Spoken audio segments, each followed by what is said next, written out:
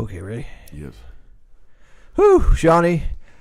I am a little sad that we took a week off, but I'm also happy that absolutely nothing happened. That we don't have to. It was a slow. Evolution. What? Oh yeah, that's right. But other than that, nothing happened, right? Crown Jewel. Oh yeah. NXT But other than is that, great. NXT is great. Well, let's we'll get to all that and more this week on the best in the world podcast known as The One Fall Show. The One Fall Show. The following contest scheduled for one fall is for the NXT Championship. I got the gift of gab and the gift of jab, and I'll put that lazy eye right back to work. Any man with two hands has a fighting chance. That's Luke Gallows there on the right. That's Carl Anderson. Anderson and Gallows are here. Look at Nia having a little fun, sending a message to the entire women's division. Delete! Delete! Delete!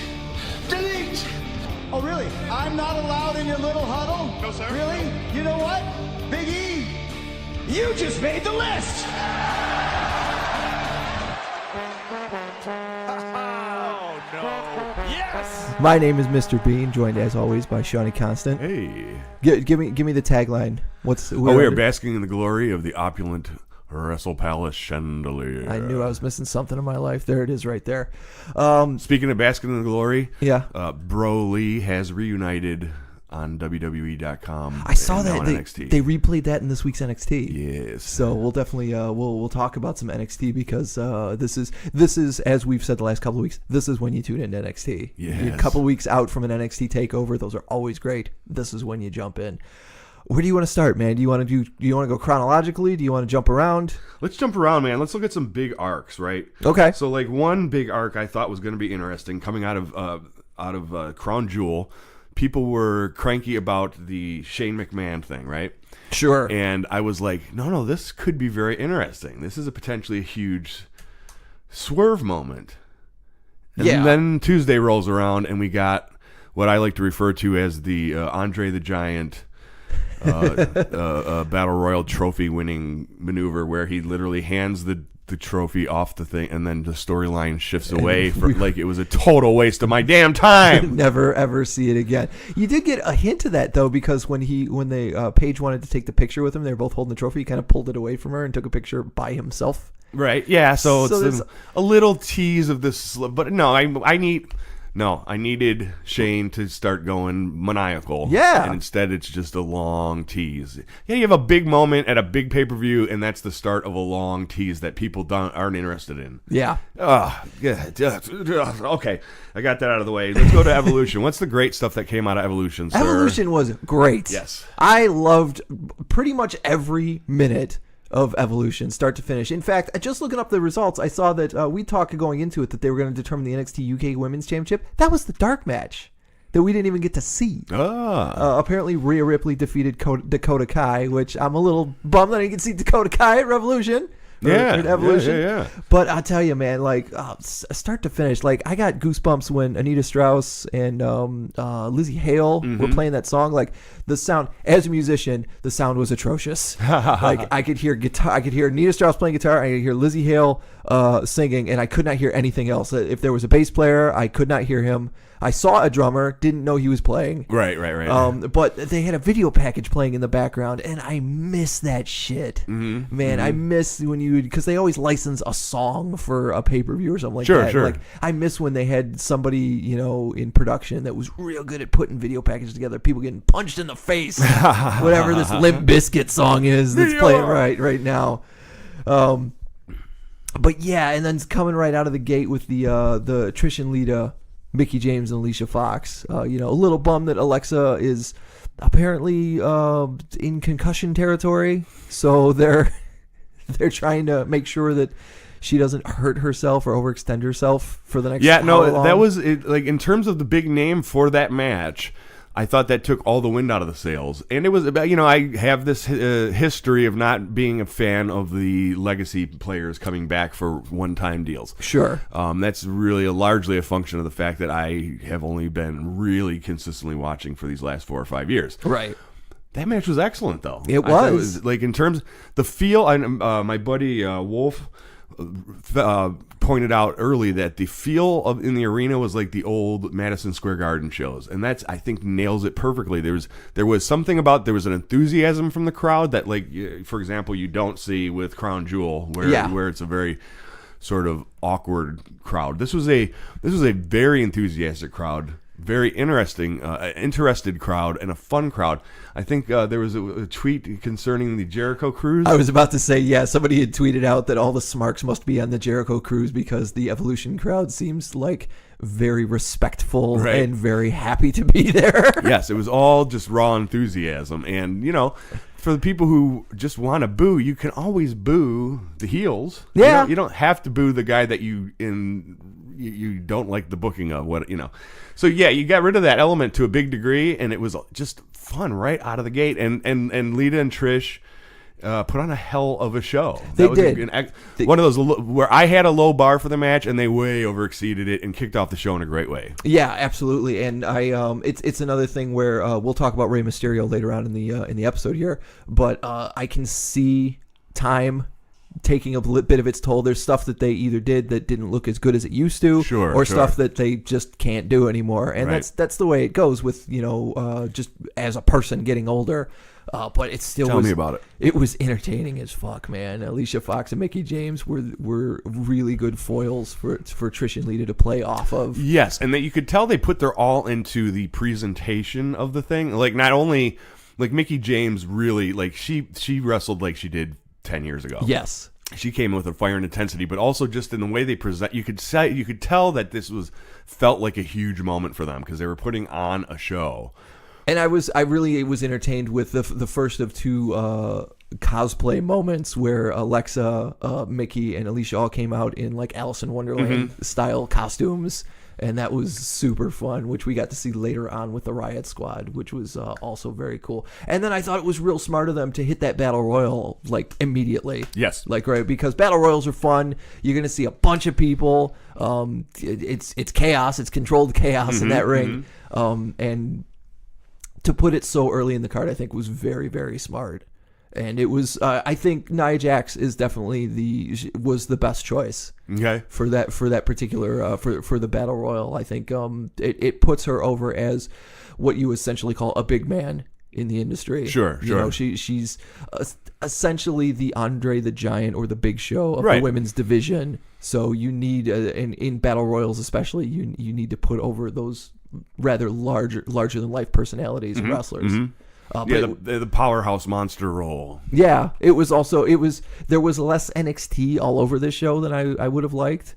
But agreed, especially in that Battle Royal, I would have liked to have seen some key people that we didn't get to see. I'm with you there entirely. Right, but at the same time, I think everybody involved, and it was neat to see both Sonya Deville and with Mandy Rose have kind of a feature spot in the Battle Royal. Yep.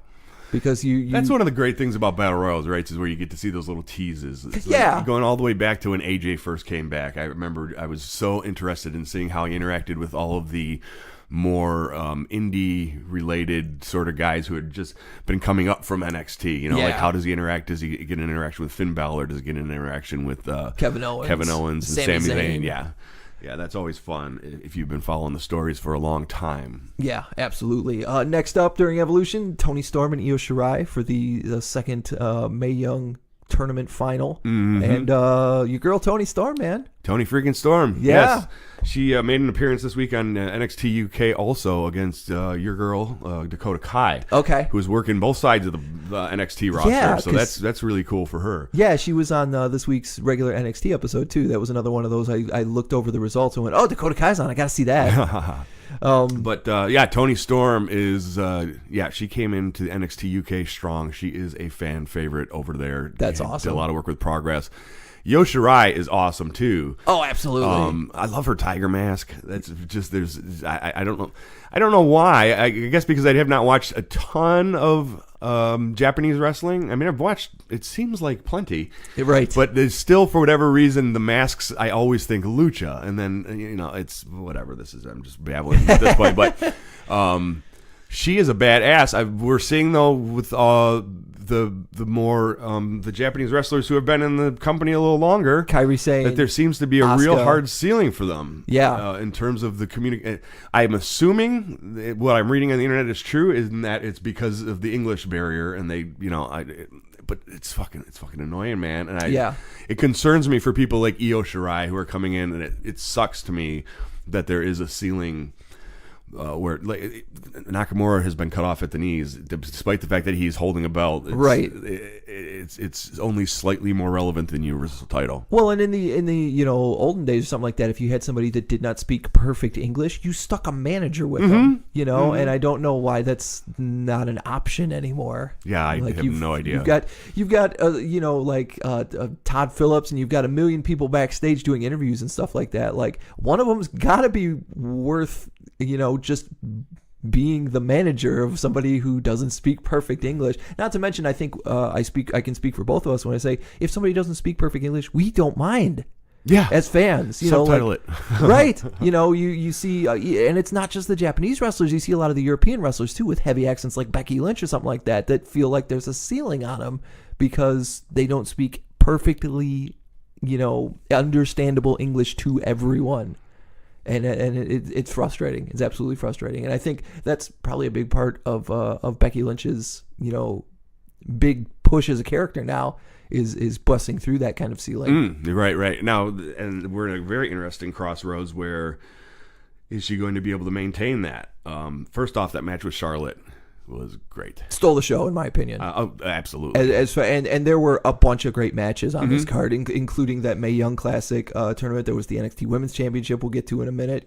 Even the Raw Women's Championship, better than expected. It's another one, like you said about the first match, set the bar real low and exceeded expectation. So thank you very much for that, guys.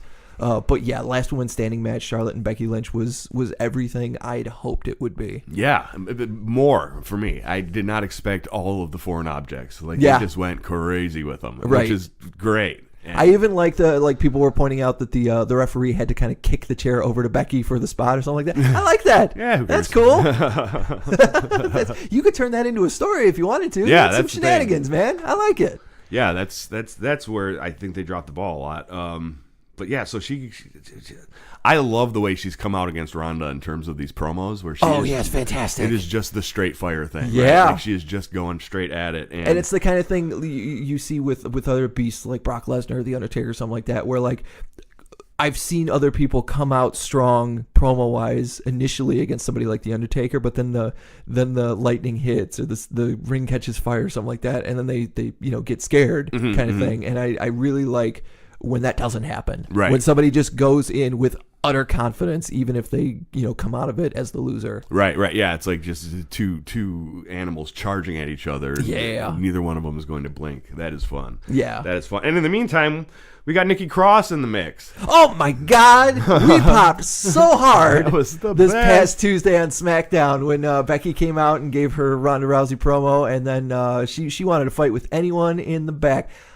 I'm so hopeful they didn't pull Nikki Cross out of NXT and kind of dust the mothballs off her just for one European show, just because they're both from the UK. Right? Yeah, it could be. I hope this is not only the beginning of seeing Sanity more on SmackDown, but getting to see Nikki Cross interact with the main roster officially. Yes, absolutely.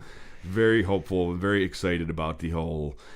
She's made this step up into this, the Let's Play, play, and that's become like the real foundation of her identity right now, and it's a lot of fun. Yeah, or even she lost the match to Becky as I would have expected, but at the same time, she's clutching her arm on the ringside and smiling ear to ear. Mm-hmm. Yeah, she's got a real mankind feel to her. Yeah, in my opinion, that's what I most think of. Yeah, I mean, she's her own unique character for sure, but this is the first.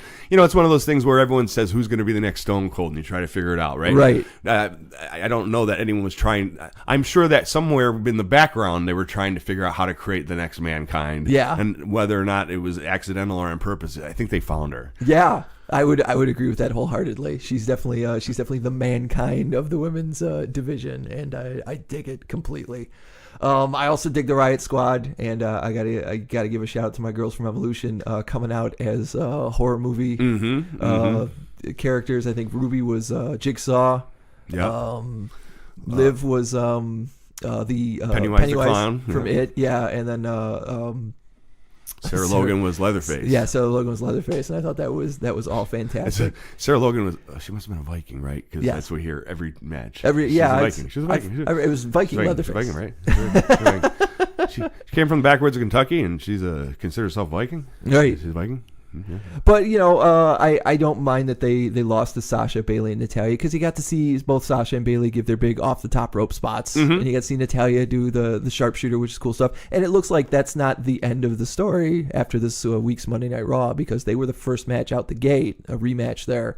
Yes. And Natalya came out with Jim the Anvil Neidhart's sunglasses, as we're supposed to believe.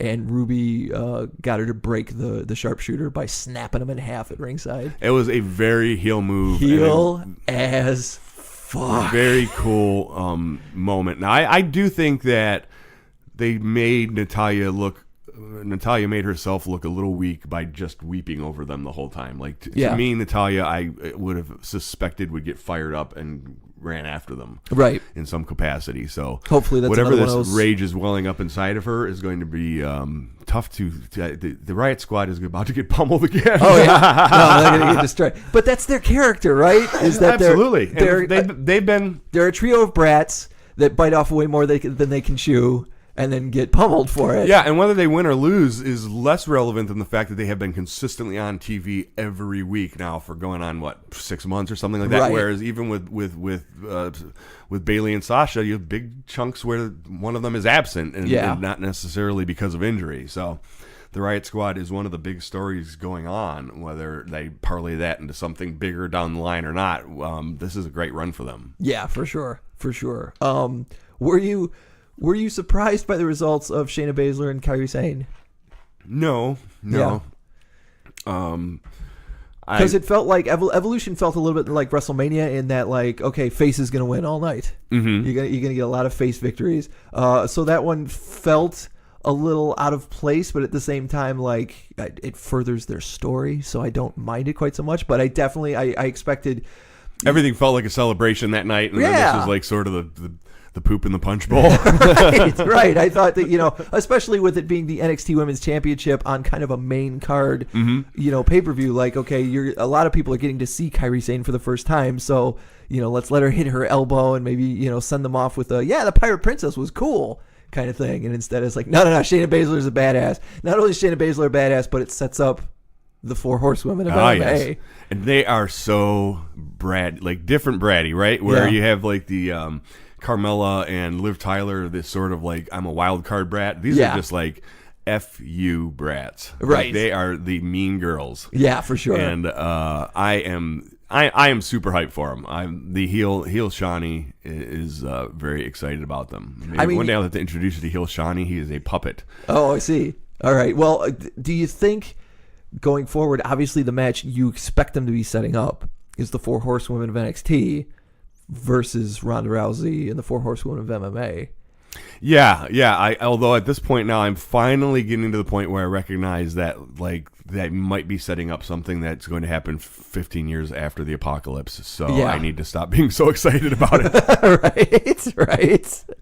I mean, like I said, that's what as fans we'll expect they're setting up, but it still feels like, if you'd asked me a year ago, the four horsewomen of MMA, I've only heard of two of them. Mm-hmm. So yeah, of course the four horsewomen of NXT are going to win that match. Whereas now Becky, Charlotte, Bayley, and Sasha are so fractured that even if you kind of put those two teams together with 2 weeks to spare going into a WrestleMania or something like that, I don't know that you can convince me that Sasha, Bayley, Charlotte, and Becky can get it together to fight these four women. No, they need a 6-month rehabilitation program in terms of getting consistent TV time and a really well executed story beats. Yeah.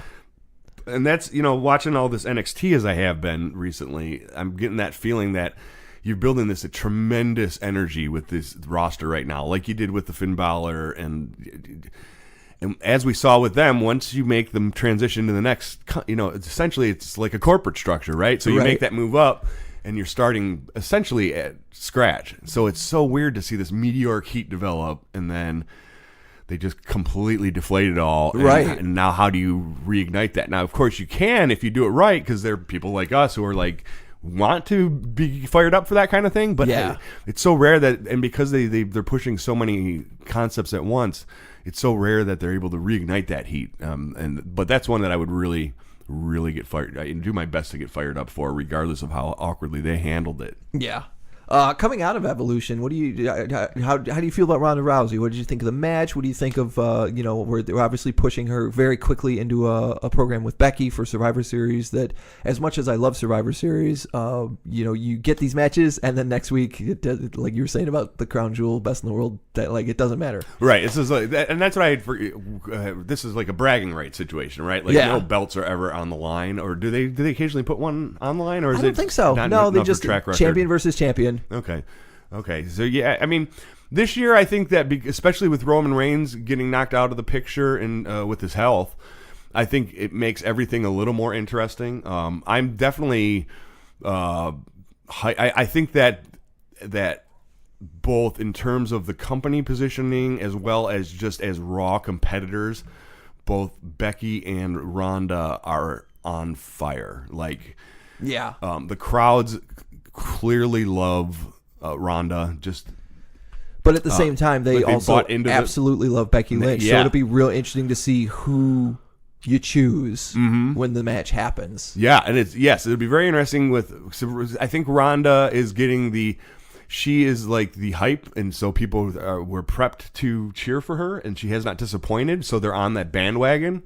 Whereas Becky has earned the bandwagon. So this match will be very, very interesting to see who goes over and how the crowd reacts to that and how they respond to that. So even though it may be a situation where, in terms of storyline, there's not a huge seismic shift, I think that when they go back to their respective brands after the one, that storyline is going to have resonance going forward, whether it's they get a lot of screen time or not. Right. I almost I would hope. I mean, we'll cover Survivor Series next week. Well, a couple days ahead of it, in depth. But I would almost hope that Becky wins the match, because much like the Miz, like I can see Becky hanging her hat on the fact that I beat Ronda Rousey. Yeah, and especially whereas I could see Ronda absolutely not doing both it. Going to maintain their belts. I'm with you, and whatever she has to resort to by hook or by crook, if Becky should go, she should win that match. Yeah, and she should pull no punches in terms of whatever underhanded tactics she may have to use to get over, the more athletically superior Ronda Rousey. Right. She doesn't have the experience in WWE, but let's not pretend that she's not just a major badass in the real world. So right, for sure. Well, let's do a quick wrap up of the Raw and SmackDowns that happened the week before Crown Jewel. Oh my lord, okay. Because that was last week was fascinating in that going into Crown Jewel, there was all these question marks. Are they actually going to do it in Saudi Arabia? Are they they're going to do it. Are they actually going to go to Saudi Arabia? Right. Yeah. They had continued to push the name Crown Jewel without ever mentioning Saudi Arabia until the corporate paperwork came out. Right. SEC filings. There was the news that both John Cena and Daniel Bryan were like, not going. Nope, not doing it. Oh yeah, that was the best match of Crown Jewel. Was the match that didn't make it to Crown Jewel. The Daniel Bryan versus AJ Styles title match on SmackDown was excellent. So between Raw and SmackDown, each show had to kind of figure out a way around that. On Raw, it was like, okay, so if John Cena's not going, he's not part of our World Cup tournament bracket. So Baron Corbin just kind of unilaterally deciding somebody else in his position. I believe it was Bobby Lashley. Yeah, Bobby Lashley in his position against Seth Rollins. And then Tuesday, like you were saying, they right at the top of the show said, you know what? Let's do it now. I think they should have continued to push that John Cena was going to be there and just put Bobby Lashley in a conquistador hood, a big gold head, but with the armbands. Yeah, put him in the armbands and the bright green T-shirt. Yeah, and you can't see me. That would have been fascinating. Turn it up, guys. That would have been absolutely fascinating. And they also had to, with Roman Reigns going down, announce that it was going to be Braun and Brock Lesnar for the Universal title, which we'll talk about. But just looking over the results real quickly, you had the Authors of Pain taking down Bobby Roode and Chad Gable, as well as the Ascension, Right. in a match, making sure that we know that they are huge and can beat 4 men. They're that big. And then Kalisto and Dorado. Then they went on to. That is fascinating because then Rollins went on to face them. Yeah, this Monday. So they went from beating 4 guys to nearly beating 1 guy. Yeah, so Rollins could beat almost Bobby Roode, most likely. Oh, I didn't think the of pecking that. order is. Yeah, it's just science. So like if it was a war games of the Ascension and Bobby Roode and Chad Gable, right? Like, that's how bad Viktor is. He can bring down 3 people. It's oh man, oh Jesus. You also had the Lucha House Party last Monday coming out and beating the Revival. Yeah, poor Revival gets beaten by the Lucha House Party, and I like that the Lucha House Party is getting a chance. They're not. They're it's a little too New Day for me. And the little noisemakers that they use are annoying. Yeah, it's a little crazy. But I like hey, just because that's not my kind of party, I like the fact that they're getting a chance. Yeah. I of course hate that the Revival has to get the butt end of that situation. But yeah. I'd be interested to see if the Lucha House Party can get over with people, that's more power to them. They put in the work. I'd like to see it, even though I, as a fan, don't really care to see it, if that makes sense. It's more of 205 Live kind of quietly infiltrating the main shows, which is very interesting. I hope they don't try and do like a 205 Live invasion. Hey, all these little guys that have been on your shows that are on 205 Live, they're all going to band together and it's like Big Ash versus all the little Ashes. Yeah, exactly, and get beat by like Darkness. Bobby Lashley or Baron Corbin, just thwomping 12 cruiserweights. just the. Well, just Seth Rollins. Yeah, just Seth Rollins. Definitely not Viktor. 12 cruiserweights. Now, speaking of my only opinion on 205 Live is that I would be much more interested in watching Creed 2 if the young Drago was being played by Drew Gulak. Hashtag the B stands for Gulak. Hashtag the D stands for Gulak. Oh man, I was really pumped that they did what they did on SmackDown ahead of Crown Jewel, because you always see the competitors going, "We're going to do this right now," and then it's always the authority figure coming out and going, "No, right, yeah. We got to protect our main event, no." So it was a welcome change to have Shane come out and go like, typically, yeah, I didn't even say it. I do this. But you know what? Let's do it right now. Yeah, and it was just an excellent match. And yeah, it took up half of SmackDown. You're wondering where is Daniel Bryan going to get squashed? We respect our performers and blah blah blah blah. But like when you're one of the only people who doesn't do the thing, does he get punished? But maybe he was scheduled to win the title and he didn't. I don't think so. It doesn't seem like that was a title changing moment anyway. Right. I'm giving him a full hour on SmackDown to put on a hell of a match. Yeah, that was an awesome, fun match to watch. I loved it. That was fantastic stuff. Also, that was last week was the week that Charlotte Flair was asked by Paige to be the captain of the Survivor Series team, and she turned it down. Oh yeah. After her loss to Becky Lynch, she's kind of lost a bit of her fire. Yeah. And I think the real highlight of last week's SmackDown being on Halloween was the trick-or-treat street fight between Cesaro and Big E. Of course, the New Day coming up as the Brood with the entrance and all. Yeah, that Gangrel was and Edge and Christian. They could have gimmicked up them pumpkins a little better. Jeepers, oh my creepers! God. They didn't squash on they slams. They would slam one of them. Big E would slam Cesaro on a pumpkin, and it would just not give. And I'm like, oh, that's rough. Yeesh. Damn, man. And of course, Sheamus looked amazing with his bright white beard. Yeah, he looked ridiculous. He looked like he was made up to be 80-year-old Sheamus. They also they had Shinsuke Nakamura in R-Truth fight for the United States Championship, which is awesome. That actually is a program that I could watch going all the way to Mania. Like, if you're going to struggle so mightily with giving anything good to Shinsuke Nakamura, give them Truth. Yeah. Just let them do their weird, awkward promos, and it'll be this weird, hilarious sideshow. And they can do hell-ified work in the ring, too. Yeah, absolutely. It's amazing that I think we've said it before on the show that at Truth's age he works as well, like as good as he does. All the spinning and flying and jumping he does and stuff like that. Plus, you get dance parties like with Nakamura. Yeah, from now until next March. Like, that's true. That's true. I'm trying to see if there's anything else. There was a fucking tag team match. It was like Jeff Hardy and Rey Mysterio versus The Miz and Randy Orton. Yeah, next. Whatever. Get out of here. This is a piss poor way to end SmackDown going into Crown Jewel. And then Crown Jewel happened, and I was at a local anime convention this weekend, so I completely missed Crown Jewel. I saw the results on Twitter and was like, well, I guess I don't gotta watch that. Yeah, I mean, I sat and watched it, and it was fine. Like, it was fine. But there's nothing really that memorable to talk about. To me, the surreality of opening with Hulk Hogan in full 1980s USA. Coming out to Real American. Yeah. In Saudi Arabia, it's like, oh, so yeah, Saudi Arabia literally is just becoming 80s America now, which means that they're going to have their big conservative pushback in 30 or 40 years, but instead of Donald Trump, it's going to be someone who's really, really dirty. Yeah, right.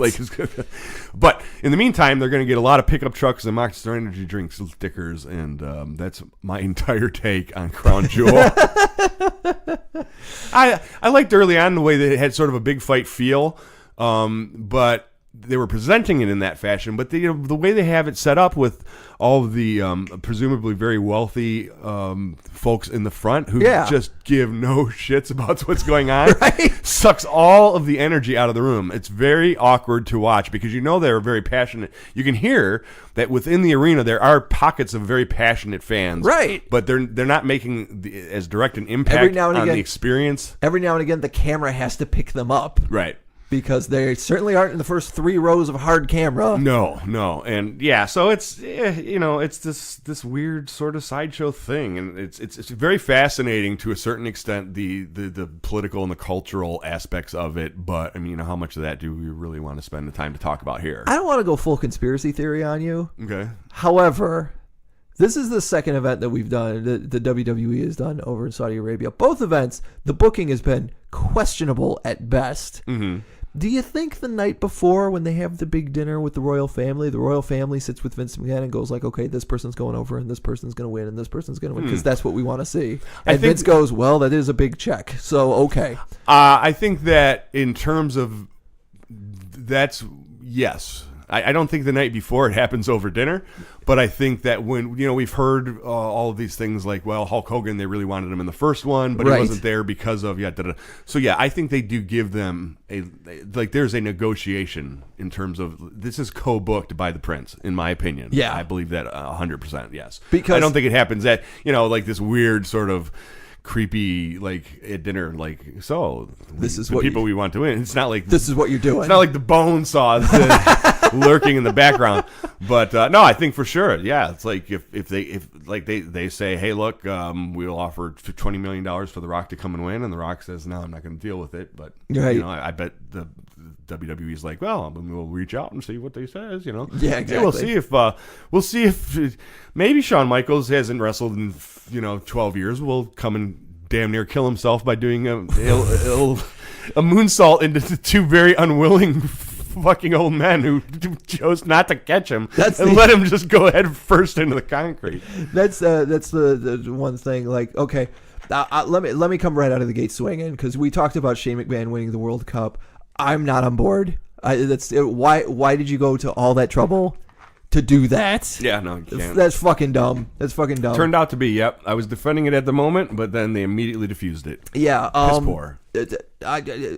Find me someone who's real happy Brock Lesnar has the Universal title again. No, I understand that. Although a lot of people are saying that, well, such and such, for this reason or that reason, Braun's never going to get pushed.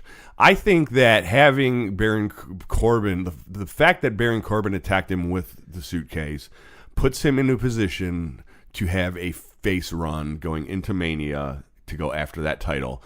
And I think this is like brass ring time for Braun. You know, we're seeing things in the internet in terms of rumor mill stuff that it's all very nebulous. It's all very sketchy. Yeah, there's one rumor that his knees are not real good right now. There's another rumor that he's been leaving early and showing up late to shows, and these are all attitude problems. Sort of. I wonder. It feels like something that an office would shoot across. Like maybe he's not 5 minutes early, and so they throw these like sort of besmirching rumors out there. So he goes, "Wait, what?" And then tightens up his game so they can see if he's really ready for that spot. See, that's a better conspiracy theory than I have. Like I hear those things and I'm like, I feel like us as wrestling fans are looking for any reason. We know Vince McMahon loves big guys. Mm-hmm. Why doesn't he love this one? There must be a reason. Well, part of it is you had to give a contract. I think they probably had to renegotiate the contract with Brock. Yeah. And at the moment, they don't want to do just a one-off contract because then it screws everything up. So my guess is that we definitely going to have him until Mania, and he's going to be the champ. Now, whether or not Braun or Seth Rollins or a dark horse is the one that's going to be able to unseat him, I don't know. But I think that I think Braun has been there every day for the last several years. He's a key player. Right. I think that we're going to see a real good face-off between him and Brock Lesnar at Mania. Here's a question we will address again going into Survivor Series next week. This sets up Brock Lesnar versus AJ Styles in a rematch from last year's Survivor Series, which I remember we were both kind of interested in because Brock has a tendency to not want to work too hard, and AJ has a tendency to make absolutely anyone look good. And if I'm remembering correctly, the match was kind of disappointing. Yes, I am actually surprised when I looked and saw that this match happened last year. Right. Because I don't remember it. Right. It was forgettable in the truest sense. So they're going to do this again. Do you think they give us almost the exact same result, exact same match? Because I don't remember what that match was. Brock just demolishes AJ Styles again in like 5 minutes. Probably. AJ puts up a big fight, and then Brock just demolishes him. Yeah. I don't. I don't know. I don't. This will be one of those low bar matches where they can definitely. It's all on AJ to impress us. That's for damn sure. Yeah. It's huge, huge weight on his shoulders. If there's one thing I do want to go back and check out at Crown Jewel, it's I want to see almost like an ambulance chaser. I want to see if I can pinpoint the moment when Triple H tore his pectoral muscle. All right. Because just the picture at the end where him and Shawn are kind of laying in the corner, and Shawn's got this stupid Kurt Angle look, smile on his face, and Triple H looks like he is in the most pain he has ever been in. It wasn't a terrible match by any stretch, but it was such a forgettable event that again the crowd.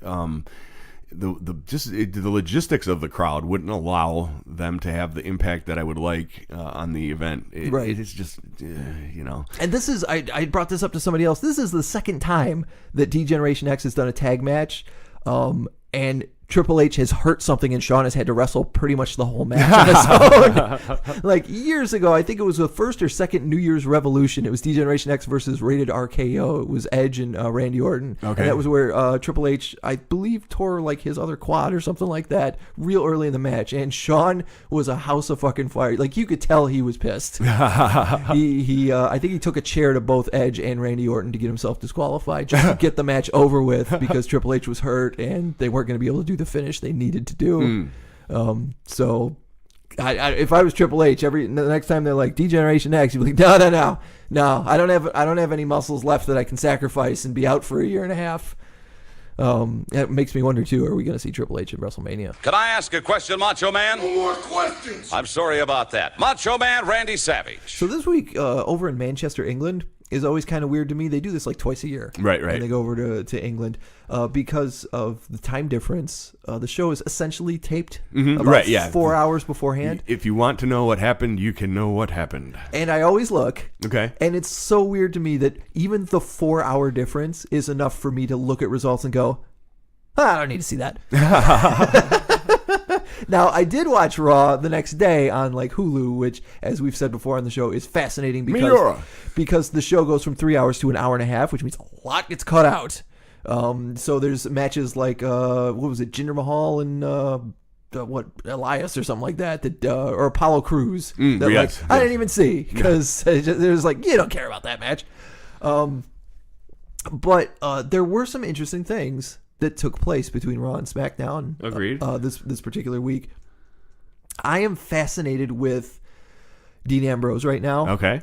Not so much in a good way, just in a way that it feels like, because they're not exactly sure, like he's not a cookie cutter heel at this point yet, but it feels like they're like, what are all the things you like about Dean Ambrose? Okay, we're not going to do any of those things right now. Right. That way, when you see him and he's not doing any of the things you like, you fucking hate it. Mm-hmm. Yes, and it's the dynamic with Dean Ambrose to me that I parallel directly to Becky, and it's interesting that the WWE universe is accepting Dean Ambrose as a heel in terms of they're booing him out of the building. Right. And I think that it's very tenuous. It's a situation where if they don't nail it absolutely right, that will shift, and the crowd will then turn to. We'll just start cheering Dean Ambrose. Yes, and if this is a situation where he was facing Roman Reigns, he would be getting the Becky treatment. I think there would be no question. But they're doing a night like you said, have him come out and not say a word. Yeah, you're the crazy man who just always spews things out. How can you not say a word? Right, or he doesn't roll his shoulders or do any of his normal mannerisms anymore. He just sneers. Mm-hmm. Yes, he just sneers. Sneers at friggin' sneering Dean Ambrose. That's right. But and there's no hey, we're eventually you're eventually gonna have a match, but there's still no like, hey, the match is happening here. Right. Survivor Series is next. The match is that Seth Rollins is going to face Shinsuke, United States versus Intercontinental title. Which has potential to be a great match, although how does the finish of that match not factor Dean Ambrose into it and Shinsuke just low blowing Seth Rollins while he's distracted? I hope so. At this point, that's going to be the one note of Nakamura. It's the best note, and give it to me until he decides to go back to New Japan. Cracks me the fuck up every time. But speaking of heel turns, Nia Jax. Nia Jax having a match with Ember Moon, and then at the end of it, Tamina coming out, which we've seen Nia and Tamina kind of having a bit of a face-off. It's so much to the point that when they were in the Battle Royal together, and you saw the very similar gear, I'm like, how obvious is it that they are setting these two to face each other? Right. Bum, bum, ba-dum. No, they're a damn tag team. I did not see that heel turn coming. I thought it was a fun heel turn. I liked it. It's intriguing, as we've been talking about this idea of a women's tag division, and it makes a lot of sense. Oh, yeah. I think it makes sense for Nia. I think it makes sense for Tamina. I think this could be something excellent. I'm looking forward to how they do this. Do they do it right or not? And do Tamina and Nia maintain the focus to make themselves a world tag team champion style team? Right, for sure. The main event was a little odd this week. You had dark. Drew McIntyre standing in for Baron Corbin against Kurt Angle for the captainship of the Raw men's side. Kurt Angle came out there and was like, "Hey, look, this is my resume. I'm damn good. I was the captain last year. I'm just coming back from vacation. I'm fresh. I'm just coming back to the ring." And maybe he pushed it. Now, as Renee was saying, that he had been preparing for Baron Corbin and ended up with Drew McIntyre. Right. But Drew McIntyre showed no quarter, sir. Drew annihilated Kurt Angle. I was having flashbacks to there was a fight in a boxing match in Detroit many, many years ago that involved the phrase, "Lou Duve was just an old man." You can't hit an old man. There ain't no reason. Don't do it, son. There ain't no reason to hit an old man. Oh, man. And that's as I'm watching Kurt Angle just getting destroyed. Yeah, Drew's feeding him his leg. Like, come on. come on, try. Oh, and then he brutal. just not letting him do it. Now, I read this morning that Kurt Angle was actually responsible for the creative behind that match. Thank goodness. It was Kurt Angle's idea to come out there and look that weak against Drew McIntyre, against specifically Drew McIntyre. So that's encouraging. That's a really neat side background story. That's always fancy. I love hearing that kind of stuff. Yeah, I hate to feed in the conspiracy that these events are predetermined in some fashion. Sure. But in an imaginary world in which they were, that's one that I could dig. This idea that he was going to put over McIntyre in Impact TNA back in the day, and for whatever reason that couldn't happen, and then he got this first push in WWE, and Angle wasn't there, right. And his whole career fizzled, and now like he's getting a big, huge push. Yeah, so and can Kurt's he like, maintain it? And how far will they let him run with the crazy accent? Because he's not a clean-cut Midwestern American boy. Yeah, but he's definitely getting his shot, right? Like there's no doubt about it, and fast in terms of this returning to the company. It's it's been 6 months or maybe closer to a year. Yeah, and quite honestly, I think we all expected him and Dolph Ziggler to separate much sooner. Mm-hmm. Yes, so it's been a much more interesting and winding road. Yeah, but in terms of it's been a Jinder-like push, and I think that he can come out of whatever this sort of ground zero is of this moment better than Jinder has. Yeah, for sure. But absolutely fascinating finish to Raw. And then the next night on SmackDown, as we were saying before, we got to see Shane McMahon with his crown jewel Best in the World Cup. Yeah, that stupid thing. Frack 'em. Also got to see him appoint both Daniel Bryan and The Miz as co-captains for the SmackDown side. This is a clown show that I am lukewarm to. Yeah. But I have a feeling that I'm almost bummed that there's, as much as I complain about the slow playing, right. This is where there's only 2 weeks before this for the match. I would like to. This is a fun dynamic. I would like to see this play out in like this little soap opera promo fashion, goofy Odd Couple, where they start promos. off and they're like, we kind of agree, we kind of don't. Yeah, right. Odd Couple exactly nails it in terms of the comedic stylings of what could transpire as a result of this. Right.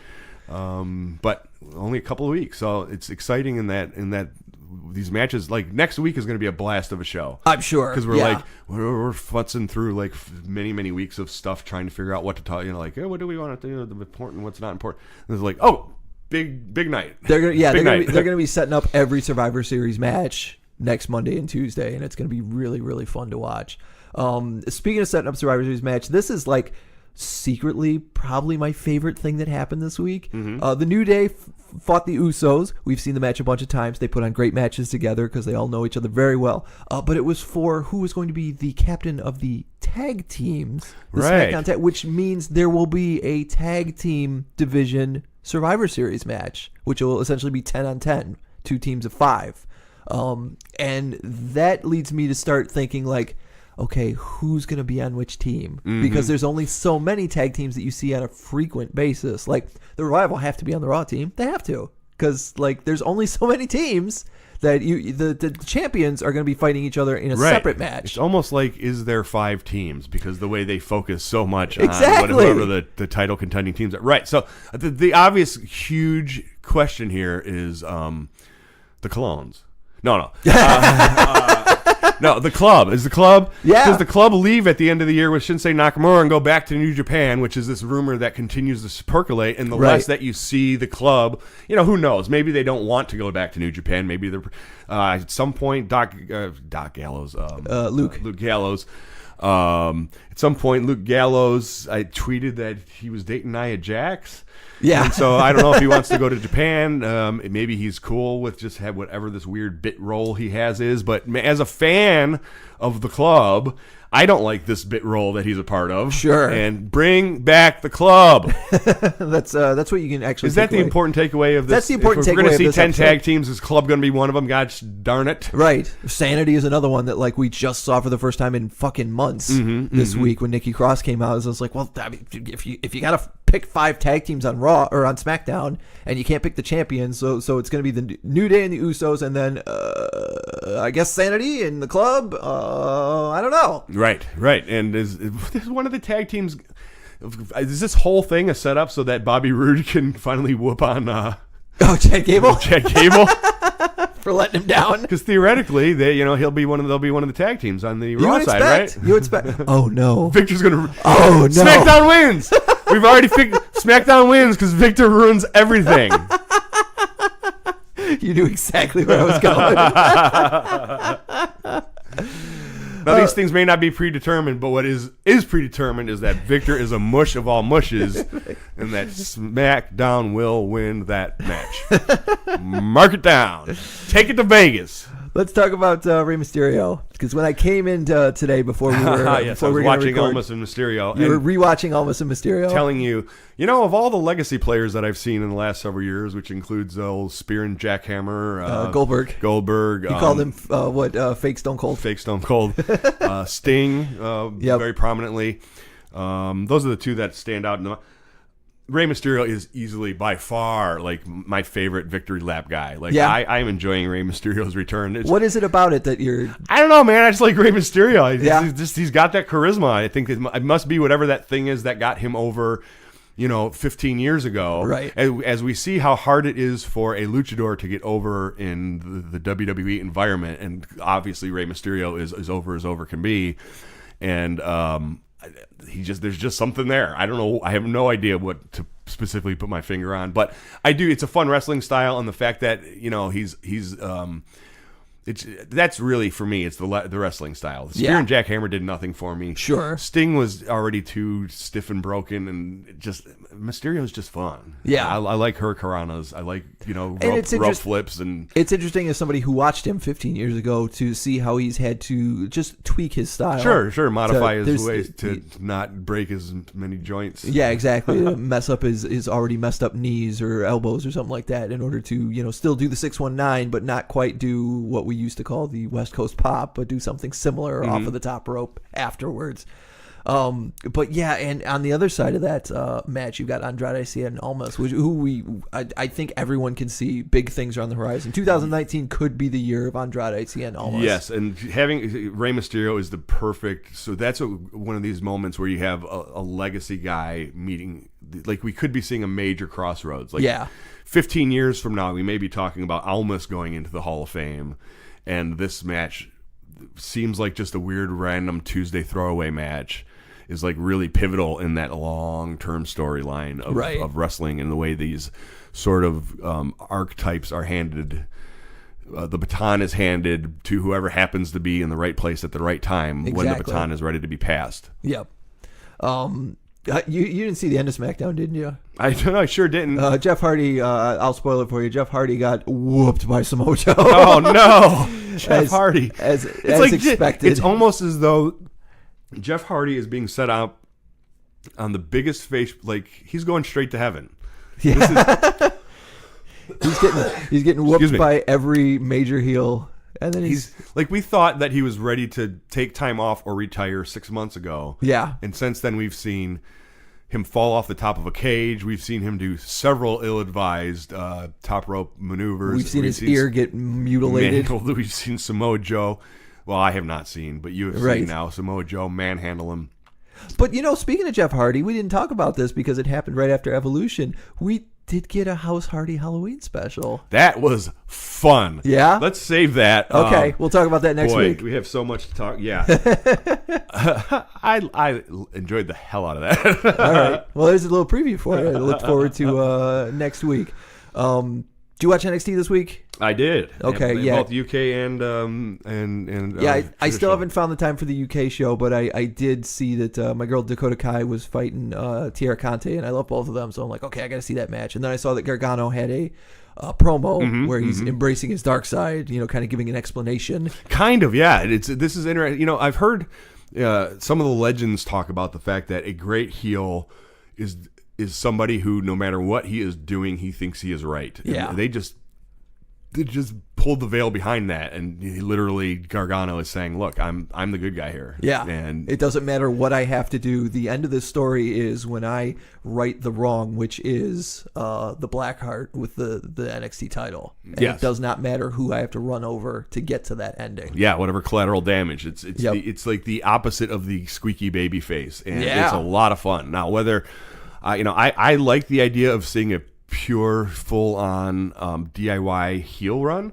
I feel like that's where this is headed. Like if they're both like not even Weasley heels, but just like the worst people on the face of the planet, like inevitably there's going to be some third force that neither one of them can defeat.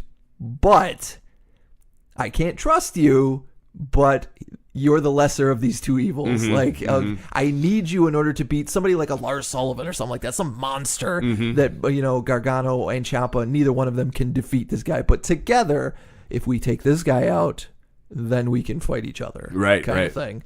Yeah, it could be an interesting dynamic setup. It's been odd to see Gargano's wife turn heel, essentially. I was curious about she that. She was really, I haven't really seen fighting that. against the grain in terms of saying, like, don't turn to the dark side, don't turn to the dark side. Right. And then when he sort of seemed to flip, she kind of flipped did the whole wearing all black and the black lipstick thing. Huh. Now they've loosened that up a little bit. So it'll be interesting to see how that all goes. But going into this pay-per-view, it's going to be amazing. I mean, the story is going to be great. White hot. The storylines of all across that whole card are white hot. The War Games match is going to be great. The Gargano and Aleister Black is going to be great. The Blackheart versus Velveteen Dream. You get to look forward to. This week we got Lars Sullivan against Velveteen Dream. Velveteen Dream was wearing a sequined gi, pink velvet pants, his fly boots, and a captain's hat, and it was fucking amazing. Like, what are you doing, dude? Oh yeah, you're one of the best professional wrestlers in the world. You're doing whatever you damn well please. I did not expect a man the size of Velveteen Dream could pick up a man the size of Lars Sullivan, even if Lars Sullivan was helping him. Right, yeah, to do So that to see Dream him do Valley that- Driver. Yeah, dude, that Dream Valley Driver was impressive. Yeah, and although Velveteen Dream did take the loss, he was distracted by Ciampa, but while he was on the top rope to do his elbow and was able to drop that onto Ciampa, and so even though it cost him the match, it at least sent a message to Ciampa that he means business. I'm looking forward to that match. I'm very excited to break it down next week. Well, going forward, as we said, next week Raw and SmackDown should be on fire leading into Survivor Series. Next week we will, I believe we'll fill out some cards, some pro wrestling. Yes. Card sheets for our scores to try and see if we can challenge for a championship here, a Swedish Fish Championship. We've also I encourage you guys to check out the Mixed Match Challenge next week, because both of the matches are the undefeated teams on either the Raw and the SmackDown side. So you finally get Country Dominance, which is Bobby Lashley and Mickie James against Braun Strowman and Ember Moon, Which is a fun team. I've been waiting to see Bobby Lashley versus Braun Strowman. Excellent. I can't wait to see that. And then on the SmackDown side, you've got Team Asuka against Phenomenal Flair. Nice. So seeing Asuka versus Charlotte will be cool. Seeing AJ against who's on The Miz. The Miz. AJ and The Miz will be fine. But there can't be too many more episodes of this thing. I don't know, You but go that, into the that's the a undefeated great teams. that's a great night of wrestling. Regardless of that has been a very fun event. And Every week is somebody fun, and I'll tell you what, the real star this particular season of Mixed Match Challenge, in my opinion, coming out of this is Jimmy Uso. Yeah, Everything Jimmy Uso has done in the Mixed Match Challenge with Naomi has been phenomenal. Agreed. Doesn't matter who you put him in the ring with, he's entertaining as hell. Yep. No. What a resurgence for the Usos. Yeah. And they always were great in terms of the ring work, but their gimmick was so clownish. Yeah, the bright orange shorts and the face paint did nothing for me. I could not look past it. Yeah. And now that They turned heel, and it was like, all right, this is okay. This is fine. But now it's gone from this is fine to, man, I love the Usos. They may be the best tag team in the world. Yeah. There's the legitimate argument that they are the best tag team in the world. Well, And I mean, we could have the debates with they don't have a cup. So and of course, the Chomp. right. The Chomp is the best. If you want to be the best, you got to beat the man. True enough. Shawnee, where can they find us online? Oh, find us at the One Fall Show Facebook group. That is the best place to find us. Absolutely. Every once in a while, we play around on Twitter at One Fall Show, at Shawnee Constant. Yep. Download our podcast on we're on iTunes. iTunes, yes. And please rate and review. Apparently that helps. That's what I hear. It's like magic. Absolutely. All right. As always, it's great to get to you. I missed this. Not doing this last week. Yes, no, this has Let's been a get lot of together fun. and talk about some This wrestling. is a good episode. Yeah. Hey, we had a good episode. I would call it possibly the best in the world. The best in the world. We're the best. around. Nothing's gonna keep you down. Alexa, play You're the Best. Volume 10. You're the Best Thing About Me by U2. No!